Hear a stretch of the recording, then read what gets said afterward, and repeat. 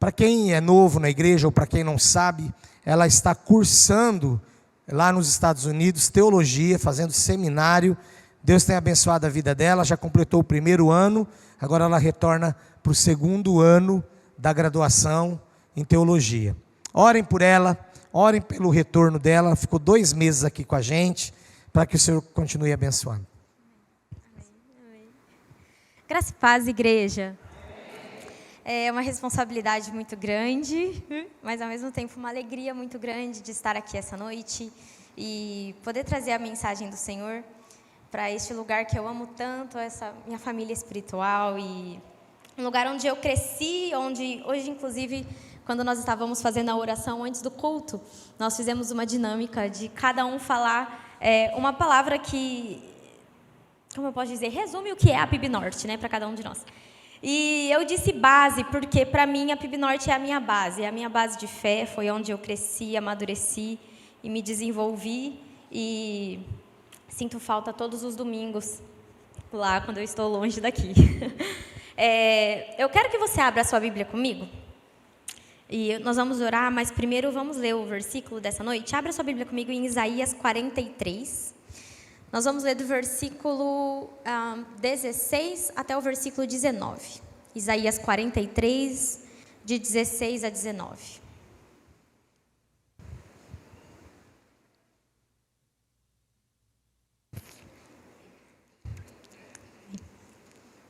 Amém. Livro do profeta Isaías, capítulo 43, de 16 a 19, diz o seguinte: Assim diz o Senhor, aquele que fez um caminho pelo mar, uma vereda pelas águas violentas, que fez saírem juntos os carros e os cavalos, o exército e seus reforços, e eles jazem ali, para nunca mais se levantarem, exterminados, apagados como um pavio. Versículo 18.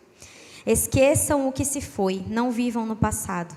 Vejam, eu estou fazendo uma coisa nova, ela já está surgindo. Vocês não a reconhecem? Até no deserto eu vou abrir um caminho e riachos no ermo. Feche os seus olhos, vamos orar. Senhor, nós nos colocamos diante de Ti neste momento. Em primeiro lugar, ó Deus, te agradecendo pela Tua palavra. Te agradecendo, ó Deus, porque o Senhor foi tão misericordioso ao nos dar, ó Deus, um guia tão completo e tão excelente como a Tua palavra, ó Deus. Muito obrigada porque nela nós encontramos encorajamento, porque nela nós encontramos correção, porque nela nós encontramos direção, ó Deus. Nós te agradecemos. E nessa noite, ó Deus, eu clamo que o Senhor fale com a Tua igreja. Me use, ó Deus, para falar aquilo que o Senhor quiser falar para o Teu povo. Que não sejam as minhas palavras, mas as Tuas palavras, ó Deus, em nome de Jesus. Amém. Amém. Como eu disse, é uma grande responsabilidade, mas ao mesmo tempo, eu sinto que essa palavra, o Senhor já estava gerando essa palavra no meu coração desde a primeira semana que eu cheguei aqui. Como meu pai disse, eu passei 2 meses aqui, então já faz um tempo que o Senhor está falando comigo sobre isso. E tudo começou no meu a sós com Deus. Eu fiz meu devocional, li a minha Bíblia, estava orando, e eu gosto muito de orar ouvindo música. E aí começou a tocar uma música que marcou um momento muito específico da minha jornada com Deus, assim. Era uma música que eu escutei, eu acho que você deve ter escutado essa música repetidas vezes por uns 3 meses, assim. E essa música começou a tocar e logo eu me lembrei daquele período que eu estava passando naquela época. E aí eu me lembrei também da minha Bíblia, da minha época de adolescente, que inclusive é a Bíblia que eu trouxe nessa noite. Tadinha. Eu sei que eu sou muito jovem, eu tenho só 25 anos, mas eu tenho a honra mesmo, de dizer que eu tenho uma longa história com Jesus. E essa Bíblia eu ganhei do meu pai, eu tinha 12 anos. E tem tantas coisas aqui, tanto da minha história com Jesus. Tem comentários aqui que aí embaixo está escrito pregação Braide. Na época eu não era pastor. Aí tem um comentário, pregação pastor Júlio, e aí pregação mãe, e assim por diante. E aí tem uns comentários antes do visto negado, visto aprovado. Aí do nada assim eu encontro Deus fofo. Eu tinha 13 anos, 14 anos. E eu estava folheando a minha Bíblia e me lembrando de tudo isso que eu já vivi com o Senhor. E parece que por um momento eu pensei assim, nossa, que vontade de voltar para aquela época. Porque nos meus 14, nos meus 15 anos, eu lembro que eu acordava de madrugada muitas vezes. E eu ia para o banheiro, nós temos um banheiro no quarto, e eu sentava no chão com a minha Bíblia e eu ia ler a Bíblia de madrugada. Essa foi a minha adolescência. E eu estava lembrando de tudo isso e pensando, nossa, que vontade de voltar para aquela época, para aquela fome, para aquela sede que eu tinha. E aí eu senti o Senhor me falando, não é para voltar. Eu tenho algo novo, eu tenho mais fome, mais sede, uma fé mais madura. Porque nesse período aqui eu era uma pessoa tão indecisa, eu era uma pessoa tão perdida, de certa forma, no que Deus teria para mim, quais eram os propósitos do Senhor para mim. E aí o Senhor, Ele me fez... começou a ministrar no meu coração sobre isso. Eu tenho algo novo, eu tenho coisas novas. Não é para viver no passado, não é para ficar sentindo falta do que se foi. O que passou foi muito bom, mas o que eu tenho para você é muito melhor. A revelação que eu tenho para você hoje é muito maior. A profundidade que te aguarda hoje é muito maior do que a daquele período. E o nosso Deus, Ele não é um Deus de passado. Ele é um Deus que Ele fala conosco no presente. E na palavra inteira nós somos convidados a manter os nossos olhos no futuro. Porque é no presente que Deus age. Ele age no presente para que nós possamos viver o futuro melhor e mais próximos dEle, mais perto dEle. Mas na nossa jornada com Deus, e é sobre isso que eu quero falar isso. Na verdade, em todas as áreas da nossa vida, mas especialmente na nossa jornada com Deus. Nós podemos cair em 3 tipos de pessoas. Nós podemos ser aqueles que avançam. Nós podemos ser aqueles que estagnam. Ou nós podemos ser aqueles que retrocedem. E eu não vou inventar a roda aqui, falar uma coisa bem óbvia. Deus não é um Deus de estagnação. E Deus não é um Deus de retrocessos. A nossa jornada com o Senhor, ela é para ser continuamente, ela é para ser contínua e em contínuo avanço. É assim que deve ser a nossa caminhada com o Senhor.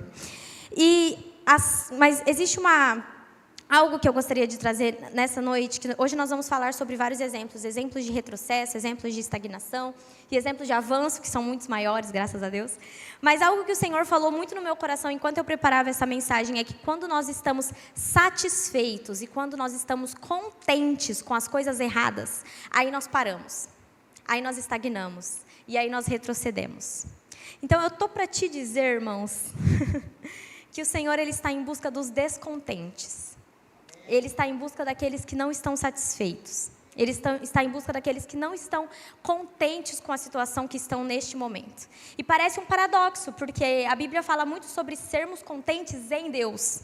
E, de fato, a gente vive contentes e satisfeitos em Deus, enquanto nós estamos descontentes e insatisfeitos com o mundo à nossa volta. Descontentes e insatisfeitos com a nossa vida espiritual, sempre buscando mais, sempre buscando mais.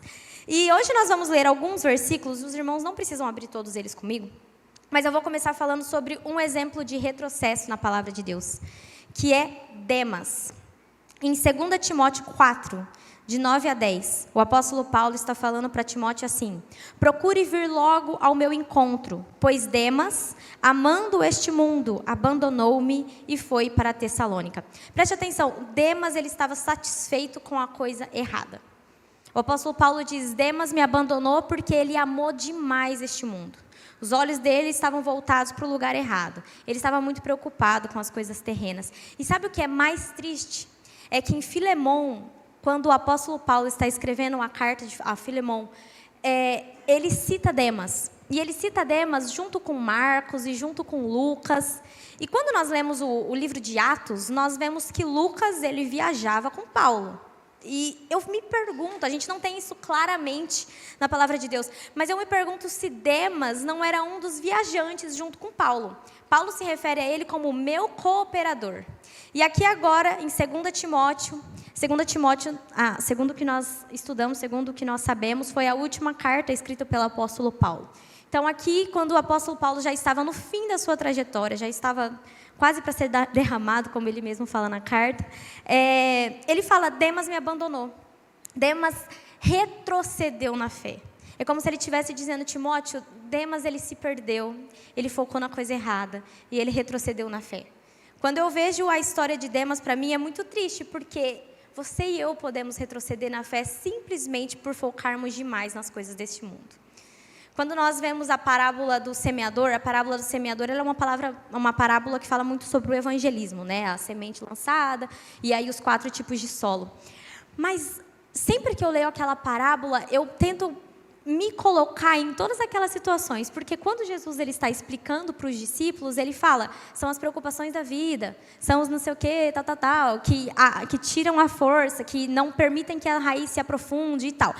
Então, se a gente não tomar cuidado, nós podemos, como Demas, retroceder na nossa fé, porque estamos satisfeitos com a coisa errada, porque estamos contentes com a coisa errada.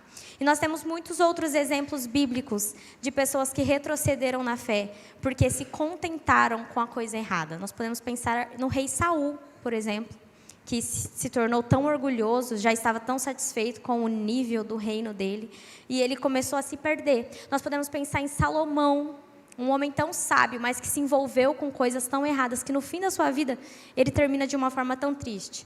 Nós vemos Demas, um exemplo de retrocesso. Mas agora eu vou falar de um outro tipo. Como eu disse, nós podemos ser ou aqueles que avançam, ou os que estagnam, ou os que retrocedem. Eu quero falar sobre 2 exemplos de estagnação que nós temos na palavra de Deus. E a primeira delas, o primeiro exemplo é a igreja de Éfeso. Eu quero que você abra sua Bíblia comigo em Apocalipse.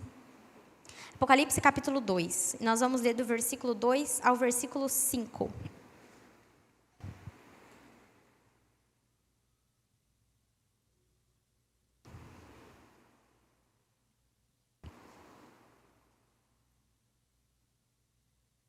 Apocalipse 2, de 2 a 5, diz assim: Conheço as suas obras e o seu trabalho árduo e a sua perseverança. Sei que você não pode tolerar homens maus, que pôs à prova os que dizem ser apóstolos, mas não são, e descobriu que eles eram impostores.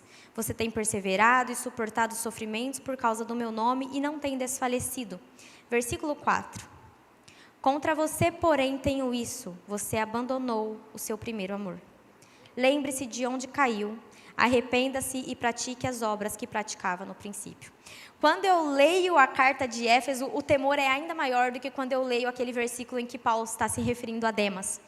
Porque o que fez Demas retroceder na sua fé foi ter focado nas coisas deste mundo. Mas o que está fazendo a igreja de Apocalipse aqui, a igreja de Éfeso, ser corrigida é porque ela focou demais nas obras dela. Ela focou demais nas coisas exteriores. Ela focou demais nas conquistas e ela pensava que fazer era o suficiente. É o famoso correr para Jesus, mas não se sentar do lado de Jesus e conversar com Jesus. A igreja de Éfeso perdeu o primeiro amor. A igreja de Éfeso focou tanto nas obras, a igreja de Éfeso focou tanto em ser ativa para o Senhor, que se perdeu em estar crescendo com o Senhor. Parou de crescer espiritualmente. E ao parar de crescer espiritualmente, estagnou na sua fé. Eu não sei quanto a você, mas isso me enche de temor de verdade. Porque nós podemos passar uma vida inteira trabalhando para o Senhor e achando que as nossas obras serão suficientes por si só. Mas como está o nosso coração? Qual a intenção do nosso coração? O quanto você tem desejado a palavra do Senhor? O primeiro amor é a prioridade. É como se Jesus aqui nessa carta, é como se ele estivesse dizendo: igreja de Éfeso, eu não sou mais a sua prioridade. As suas obras são a sua prioridade, eu não sou mais a sua prioridade. E você estagnou na sua fé, porque eu não sou mais a sua prioridade. E existe um outro exemplo que os irmãos não precisam abrir comigo, mas é o pai de Abraão, Terá. Eu vou ler rapidinho o versículo de Gênesis 11, de 31 a 32. Terá tomou Abrão, seu filho, e Sarai, sua nora, mulher de seu filho Abrão. E juntos partiram de Ur dos Caldeus para Canaã. Para onde eles partiram? Obrigada, igreja. Ao chegarem, porém, à cidade de Harã, estabeleceram-se ali. Terá viveu 205 anos e morreu em Harã. Eles partiram para Canaã e pararam em Harã. É parecido, mas não é o mesmo lugar. É parecido, até soa parecido, mas não é o mesmo lugar. O que aconteceu com Terá foi, ele se contentou no lugar errado. Harã não era o seu destino final. Harã não era o seu objetivo final. Mas quando ele chegou ali, ele pensou: acho que tá bom, vou ficar por aqui mesmo, vou me estabelecer aqui. E o último versículo que eu acabei de ler, Gênesis 11, 32. Terá viveu 205 anos, mas ele morreu em Harã. Ele nunca chegou em Canaã. Ele nunca chegou no seu objetivo final. ele estagnou na sua fé, ele estagnou na sua jornada com o Senhor, porque ele nunca chegou no seu destino final.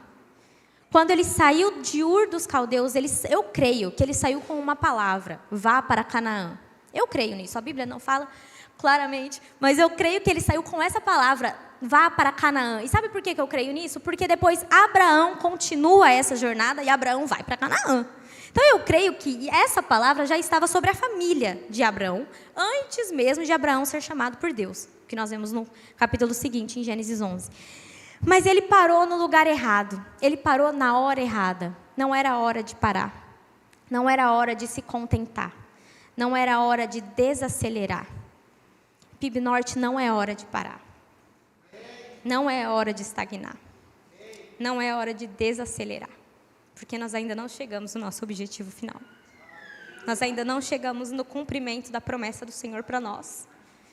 E hoje eu estou muito feliz de estar aqui meu último domingo aqui falando com vocês, porque eu oro tanto por essa igreja. E trazer uma palavra que eu sinto que é algo que o Senhor quer falar para nós, enche meu coração de temor e de alegria, tudo junto e misturado.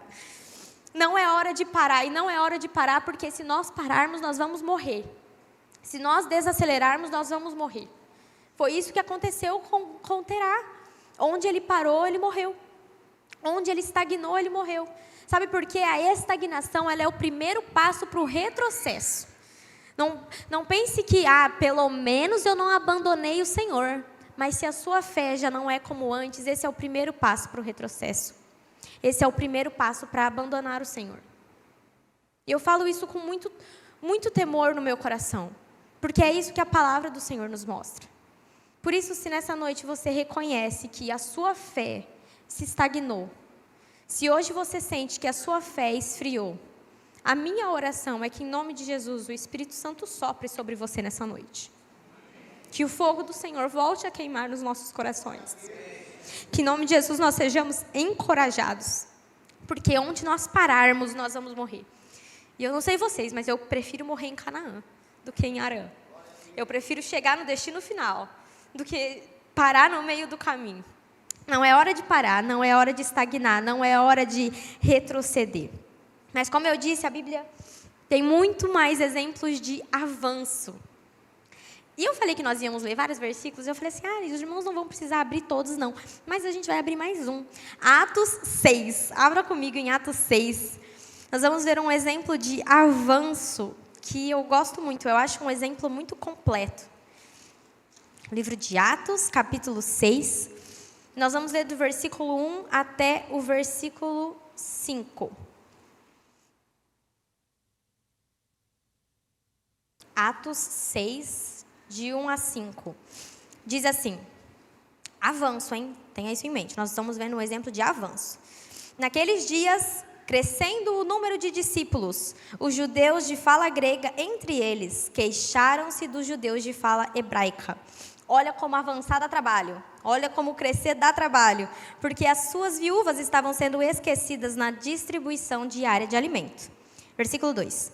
Por isso os 12 reuniram todos os discípulos e disseram, não é certo negligenciarmos o ministério da palavra de Deus, a fim de servir às mesas. Irmãos, escolham entre vocês 7 homens de bom testemunho, cheios do Espírito e de sabedoria. Passaremos a eles essa tarefa e nos dedicaremos à oração e ao ministério da palavra. Versículo 5. Tal proposta agradou a todos. Então escolheram Estevão, homem cheio de fé, grave este nome, Estevão, homem cheio de fé e do Espírito Santo. Além de Filipe, guarde esse nome também, Filipe, Prócoro, Nicanor, Timon, Pármenas e Nicolau, uns nomes um pouquinho mais difíceis, um convertido ao judaísmo proveniente de Antioquia. Aqui nós estamos vendo um avanço. O versículo já começa dizendo, crescendo o número de discípulos. A igreja primitiva é um grande exemplo de avanço, é um grande exemplo de fé que avança, é um grande exemplo de fé que cresce. Porque na igreja primitiva nós vemos o tempo inteiro o povo avançando. E é engraçado, porque quando eles pararam, aí parece não, Deus permitiu uma perseguição que fez eles se moverem, porque não era para ficar só em Jerusalém. Antes de ir para os céus, Jesus disse: serão minhas testemunhas em Jerusalém, Judeia, Samaria, até os confins da terra.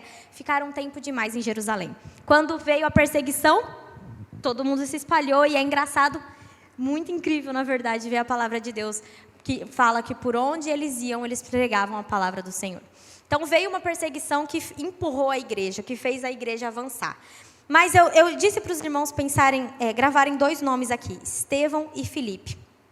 Porque, primeiro, a igreja primitiva ela estava avançando em número, ela estava avançando em organização, mas ela estava avançando em poder. Se você não fechou a sua Bíblia, lê comigo o versículo 8 de Atos 6. Versículo 8. Estevão, homem cheio da graça e do poder de Deus, realizava grandes maravilhas e sinais entre o povo. Nós vemos alguns capítulos para trás que os apóstolos estavam fazendo sinais e maravilhas entre o povo. Os apóstolos estavam fazendo muitos milagres entre o povo. Mas aqui, quando esses 7 homens foram escolhidos, nós já vemos que Estevão estava fazendo sinais e maravilhas entre o povo. Porque a igreja, quando ela avança em poder também. Não é só uma pessoa que vai ser a única pessoa que vai orar e os outros serão curados. A igreja avança em poder. Muitos começam a orar para que muitos sejam curados. E é isso que nós vemos aqui neste exemplo de Estevão. E um outro exemplo que eu falei para os irmãos gravarem foi Filipe. Porque em Filipe nós vemos um avanço geracional. Muitos capítulos para frente de Atos. Atos capítulo 21, não precisa abrir comigo, diz assim: chegamos a Cesareia e ficamos na casa de Filipe, o evangelista, um dos 7. E ele tinha 4 filhas virgens que profetizavam. A obra de Deus ela é tão grande, que nós nunca vamos conseguir completar ela apenas no nosso tempo de vida. É por isso que Deus é um Deus de gerações. É por isso que Ele é o Deus de Abraão, Ele é o Deus de Isaac, Ele é o Deus de Jacó. O que Ele começou na vida da Thalita, Ele continua na vida da Luísa. O que Ele começou na vida do Lino, Ele continua na vida do Vitor. Ele é um Deus de gerações. Ele é um Deus que continua. Filipe, um dos 7, o evangelista, tinha 4 filhas que profetizavam. Um avanço em número, um avanço em organização, um avanço em poder e um avanço geracional. É isso que nós vemos como exemplo aqui na igreja primitiva. Mas eu comecei toda essa mensagem dizendo que o que nos faz estagnar e o que nos faz retroceder muitas vezes é estarmos satisfeitos e contentes com a coisa errada. E aí nós vimos como Demas, ele se satisfez, ele se contentou com a coisa errada, a igreja de Éfeso também. Então, qual é a chave para o avanço? Qual é a chave para o contínuo crescimento? O descontentamento. O descontentamento. E eu quero falar com vocês sobre uma passagem que eu também gosto muito. Eu sou muito fã de Davi. Eu já preguei várias vezes sobre Davi, e é claro que eu vou colocar Davi aqui no meio. Porque o descontentamento, ele é o que nos move. E tem uma passagem da vida de Davi que ela é um pouco esquecida. Mas é um momento em que Davi fugiu de Saul e ele foi se esconder na caverna de Adulão. Os irmãos não precisam abrir comigo. Mas em 1 Samuel, capítulo 22, de 1 a 2, diz assim: Davi fugiu da cidade de Gate e foi para a caverna de Adulão. Quando seus irmãos e a família do seu pai souberam disso, desceram até lá para encontrá-lo. Também juntaram-se a ele todos os que estavam em dificuldade, os endividados e os descontentes. E assim, Davi se tornou o líder deles. Havia cerca de 400 homens. Em outras versões, nós lemos que eles eram homens em aperto, homens endividados, homens amargurados de espírito, homens insatisfeitos, homens de espírito desgostosos. O que estava deixando esses homens tão entristecidos assim? Se a gente fizer dar uma recapitulada bem rápida na palavra do Senhor. Como nós vimos aqui a história de Terá. E aí eu falei que Terá morreu, no lugar errado, na hora errada. E depois Deus vem e chama Abraão, certo? Só para a gente dar uma recapitulada e chegarmos aqui neste momento da história. Deus chama Abraão, Deus continua através de Isaac, Deus continua através de Jacó. Jacó tem os seus 12 filhos, que se tornam as 12 tribos de Israel. Entre esses 12 filhos estava José, que se tornou o governador do Egito. Em um dado momento, toda a família de Jacó vai para o Egito, se estabelecem lá, trabalham lá, se multiplicam se multiplicam demais. E aí sobe um novo faraó no trono, que não conhecia José, não conhecia a família de José, não conhecia a história de José. E aí os hebreus, o povo de Deus, se torna escravo. E aí nós vemos Moisés, o libertador levantado por Deus. O povo sai do Egito, o povo peregrina sobre a terra. O povo entra, através de Josué, que os irmãos vão começar a estudar quarta-feira. O povo entra na terra prometida. E aí na terra prometida o povo começa a se perder. E aí nós entramos no livro dos Juízes, que é um livro tão difícil de ler, porque o tempo inteiro a gente lê, novamente o povo se afastou, novamente o povo pecou, novamente o povo começou a fazer o que desagrada ao Senhor, e Deus levantava juízes para livrar o povo. E aí chegamos em Samuel, o último juiz. E aí o que aconteceu foi, o povo pede por um rei. Nós lemos esse pedido do povo por um rei em 1 Samuel capítulo 8. O povo diz assim, constitui-nos, pois, agora um rei, para que nos governe, como tem todas as outras nações. Então, o povo, rodeado de muitas nações que tinham os seus reis, pede por um rei. Queremos um rei como os outros têm. E aí, claro que Samuel, ele se entristece com o pedido, porque o povo estava descontente com algo que não estava deixando o Senhor descontente. Não era para pedir um rei, não era para pedir um rei daquela forma, estava tudo certo da forma como era para o Senhor ser o rei de Israel. Mas o povo pede por um rei. E Samuel, ele alerta o povo. Eu fiz um resumo aqui de todas as coisas que Samuel fala. Samuel, ele diz assim, este será o direito que o rei terá sobre vocês. Ele tomará os seus filhos para lavarem os seus campos, para fabricarem armas. Ele tomará o melhor das suas lavouras. Ele tomará os vossos servos e os empregará no seu trabalho. Vocês serão servos deste novo rei. É como se Samuel estivesse dizendo assim, tem certeza? O povo quis um rei ainda assim. E aí, o primeiro rei levantado pelo Senhor foi Saul. Um rei não segundo um coração de Deus, mas um rei como o povo queria, que entrava em todos os pré-requisitos que o povo tinha estabelecido. Quando esses homens descontentes vão até a caverna de Adulão, atrás de Davi, eles estavam descontentes com o reinado de Saul. Eles estavam endividados por causa de Saul. Eles estavam amargurados de espírito por causa de Saul. Eles estavam sofrendo por algo que eles mesmos buscaram. O povo estava abatido, simplesmente por pedir algo que não era para pedir. E estava se cumprindo exatamente o que o Senhor disse que aconteceria, por meio de Samuel. Ele vai tomar a sua terra, ele vai tomar os seus filhos, ele vai tomar os seus servos. E eles estavam aqui, endividados, amargurados, entristecidos, insatisfeitos. E é incrível que eles se unem ao descontentamento de Deus. Porque Deus também estava descontente com o reinado de Saul. Então nós vemos esses homens amargurados e insatisfeitos, o Senhor também estava insatisfeito. E nós sabemos disso porque o Senhor diz para Samuel com todas as palavras, eu me arrependo de ter constituído Saul como rei. Em outro momento, o próprio Samuel fala para Saul, o Senhor escolheu um rei que lhe agrade, um homem segundo o seu coração. Então, o Senhor estava descontente, o Senhor estava entristecido. E é aqui que nós precisamos nos atentar. Quando nós nos unimos ao descontentamento do Senhor, nós começamos a fazer parte do seu mover. Esses 400 homens que entraram na caverna de Adulão, mais para frente, na trajetória bíblica, nós vemos que eles se tornaram os valentes de Davi.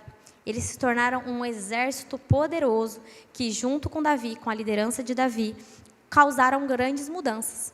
E como eu disse, o Senhor está em busca dos descontentes, mas Ele está em busca dos que estão descontentes com as mesmas coisas que Ele está descontente. Você está descontente com a sua vida espiritual atualmente? Acha que poderia estar mais profundo em Deus? O Senhor também está descontente. Você está descontente com o rumo que a igreja brasileira talvez tenha tomado? Nós vemos tantas histórias, nós vemos tantos pastores que estão causando tantos escândalos, e nós vemos tantas igrejas que estão crescendo de maneiras que nós sabemos que não são bíblicas. O Senhor também está descontente. PIB Norte, você está descontente com a nossa igreja? Você acha que a nossa igreja poderia estar fazendo mais? Você acha que a nossa igreja poderia estar mais bonita? Você acha que a nossa igreja poderia estar abençoando mais o nosso bairro? O Senhor também acha. O Senhor também acha. Ele também acha que nós poderíamos estar fazendo mais. Ele também acha que nós poderíamos estar avançando mais. Mas o que nós faremos com esse descontentamento causado em nós pelo Senhor? Nós vamos nos unir a Davi para a mudança? Ou nós vamos ser como Demas, que no descontentamento retrocede na fé? Nós vamos ser como a igreja de Éfeso, que simplesmente estagna e pensa, tá bom aqui, vamos ficar assim mesmo. O Senhor tem muito mais para nós. O Senhor tem muito mais para essa casa. O Senhor tem muito mais para essa igreja. O Senhor tem muito mais para a minha vida, Vitória, individualmente. O Senhor tem muito mais para a sua vida individualmente, Pastor Júlio, Pastor Ricardo. O Senhor tem muito mais. O Senhor tem muito mais. E se nós nos contentarmos com o lugar em que nós estamos hoje, nós vamos parar. E se nós pararmos, a nossa fé vai parar junto. E se a nossa fé parar, nós morreremos. Nessa noite, eu quero que essa palavra seja de... Eu creio que ela será de encorajamento para muitos, para continuar. Para outros, talvez ela seja um alerta, para não parar. Mas para outros, talvez ela venha como uma correção. Você já parou. Está na hora de retomar. Eu quero que você feche os seus olhos comigo neste momento. Porque eu acho que chega alguns momentos na nossa vida em que nós pensamos que nós já alcançamos o suficiente em Deus. Mas quando nós lemos o profeta Joel, Joel diz, os seus filhos e as suas filhas profetizarão. Os seus velhos terão sonhos e os seus jovens terão visões. Sonho não é coisa dos mais novos. Sonho é coisa para os mais velhos também. Por isso, eu tenho certeza que você tem uma trajetória muito longa com o Senhor, até muito mais longa do que a minha. Muito mais experiências com o Senhor. Muitos momentos em que o Senhor te respondeu. Mas o Senhor tem mais. O Senhor tem muito mais. Se nessa noite você sente que a sua fé parou, se você sente que você tem sentido mais vontade de desacelerar do que de avançar, se coloque diante do Senhor neste momento. Nós vamos clamar para que o Senhor reacenda a chama dele nos nossos corações. Nós vamos clamar para que nós não paremos no lugar errado, porque PIB Norte, a gente ainda não chegou no nosso destino final. Não é hora de parar. Não é hora de desacelerar. Não é hora de enterrar sonhos. Não é hora de parar. Santo Deus, eu me coloco diante do Senhor neste momento. Como alguém que cresceu neste lugar. Como alguém que conhece essas pessoas, ó Deus. Como alguém que sabe, Senhor, como a Tua palavra é pregada neste púlpito domingo após domingo. Senhor, neste momento eu clamo por aqueles que já correm há tanto tempo, muito antes de mim, inclusive. Senhor, eu oro para que o Teu Santo Espírito sopre neste lugar, neste momento. Espírito Santo, reacenda em nós a fome por mais de Ti. Reacenda em nós, ó Deus, o desejo de Te buscar. Reacenda em nós o desejo de avançar, Senhor. Eu profetizo, Deus, como a Tua palavra me autoriza a profetizar. Eu profetizo sonhos sendo ressuscitados nessa noite. Eu profetizo ministérios sendo ressuscitados nessa noite. Em nome de Jesus, eu profetizo a Tua alegria sendo renovada neste lugar. Como Salomão orou e pediu, ó Deus, quando o Teu povo estiver neste lugar, que os Teus olhos estejam voltados para este lugar, Senhor. Porque a Tua casa, essa casa é uma casa de oração. Aqui é um lugar onde o Teu nome é exaltado. Eu sei disso. Eu profetizo, Senhor, o Teu rio fluindo neste lugar. Igreja, profetize isso junto comigo. Eu profetizo o Teu rio fluindo neste lugar, ó Deus. O rio que flui do trono de Deus, trazendo vida, trazendo limpeza, trazendo purificação. Santo Espírito de Deus, se mova neste lugar. Nós Te damos liberdade. O Senhor tem livre acesso. Nós pedimos, ó Deus, se mova neste lugar, flua neste lugar, ó Deus, como nunca antes, flua neste lugar, ó Deus, com poder em nome de Jesus, que sonhos sejam ressuscitados neste lugar, que ministérios, ó Deus, sejam reavivados neste lugar, que a PIB Norte seja conhecida como um lugar onde há curas, que a PIB Norte seja conhecida como um lugar onde há restauração, em nome de Jesus, ó Deus, que nós não sejamos lembrados pelos nossos erros do passado, que nós não sejamos lembrados lembrados, ó Deus, por aquilo que aconteceu de ruim neste lugar, mas que nós sejamos conhecidos em Rio Preto como uma igreja que te ama, que nós sejamos conhecidos em Rio Preto como uma igreja que te busca, que nós sejamos reconhecidos em Rio Preto como uma igreja que reconhece o Senhor. Deus, abra os nossos olhos espirituais, nos dê sonhos, nos dê visões, destrave, ó Deus, os lábios nessa noite, para que nós possamos profetizar, ó Deus, que nós possamos proclamar a Tua palavra com ousadia, que nós possamos, ó Deus, proclamar a Tua palavra, ó Deus, com ousadia, em nome de Jesus, ó Deus. Eu te peço isso neste momento. Os nossos olhos sejam abertos para vermos o que o Senhor tem para nós. Senhor, tantas coisas têm tentado tirar o nosso foco, tantas dores têm tentado nos fazer parar, tanta escuridão tem tentado nos cegar, mas nós declaramos que nós não desistiremos daquilo que o Senhor tem para nós, nós não desistiremos daquilo que o Senhor tem para esta casa, e pela fé, ó Deus, nós já podemos ouvir o ruído dos ossos, nós já podemos ouvir, ó Deus, o vale de ossos secos, com o Teu Espírito soprando neste lugar. Santo Espírito de Deus, se mova neste lugar. Santo Espírito de Deus, coloque novamente os ligamentos, que cresça a carne, ó Deus, e que sopre o Teu Espírito sobre este lugar, em nome de Jesus, em nome de Jesus. Nos reanime, Senhor. Derrame da Tua alegria neste lugar, derrame do Teu consolo neste lugar. Deus, os joelhos que estão fracos, que eles sejam fortalecidos neste momento. As mãos que estão cansadas, ó Deus, que elas sejam preparadas para a batalha neste momento. Os corações que estão quebrados, ó Deus, que eles sejam renovados neste momento. Porque nós sabemos quem Tu és. Eu sei quem Tu és. Eu provei e vi. Eu provei e vi do que é, ó Deus, caminhar com o Senhor. Sopre neste lugar, ó Deus. Mude histórias. Mude, ó Deus, as famílias que precisam do Teu toque. Nós não iremos a nenhum outro, ó Deus. Só Tu tem as palavras de vida eterna. Nós não iremos a nenhum outro. Nós não levantaremos as nossas vozes para pedir, ó Deus, pelo socorro de nenhum outro. Nós vamos atrás do Santo de Israel, aquele que não conhece a derrota. Aquele que não conhece a derrota, porque é poderoso nas batalhas. É a Ti que nós vamos, Senhor. E nós cremos, e pela fé Te agradecemos, ó Deus. Te agradecemos por tudo que o Senhor já fez, e já Te agradecemos, ó Deus, por tudo que o Senhor fará. Te agradecemos, ó Deus, pela reforma que nós teremos. Te agradecemos, ó Deus, pelo reavivamento que nós teremos.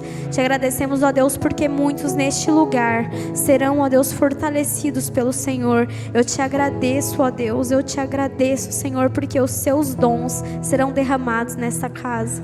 Eu Te agradeço, Senhor Deus, porque nós teremos um ministério de louvor com escala, com muitas pessoas, ó Deus, para Te adorar. Eu Te agradeço porque nós teremos um ministério infantil forte, ó Deus, que entende a importância de ensinarmos as nossas crianças. Eu Te agradeço, ó Deus, porque o Senhor neste momento está abrindo os olhos do meu pai, ó Deus, para voltar a sonhar os Teus sonhos. Eu Te agradeço, ó Deus, porque o Senhor está fortalecendo os joelhos, ó Deus, que estão fracos, ó Deus. Nós Te buscamos com fogo nos nossos corações, porque nós Te amamos e queremos mais. Nós queremos nos esquecer do passado, porque nós queremos viver o novo do Senhor. Nós queremos viver o novo do Senhor, em nome de Jesus. Amém. Amém. Igreja, eu já terminei, mas para aqueles que estão aqui há mais tempo, sabem que o Senhor mudou a minha história e reacendeu sonhos no meu coração de uma hora para outra. Tudo mudou dentro de um ano. Na verdade, eu acho que tudo mudou dentro de 6 meses. E eu creio que tudo pode mudar dentro de 6 meses na sua vida também. E eu quero que você saia daqui nessa noite encorajado com essa mensagem. E a semana vai voltar, e todas as preocupações e todas as nossas responsabilidades. Mas não permita que essa convicção saia do seu coração. Porque Deus tem mais. Deus tem muito mais. Então amanhã, se você acordar encorajado a ler um capítulo, capítulo da Bíblia antes de ir para o seu trabalho, eu já estou satisfeita. Se você acordar amanhã encorajado a passar 15 minutos em oração, para que o Senhor se revele a você e que a sua fé continue avançando. Nós não seremos os que estagnam, nós não seremos os que retrocedem. Para a glória do Senhor, nós seremos aqueles que avançam. Deus abençoe.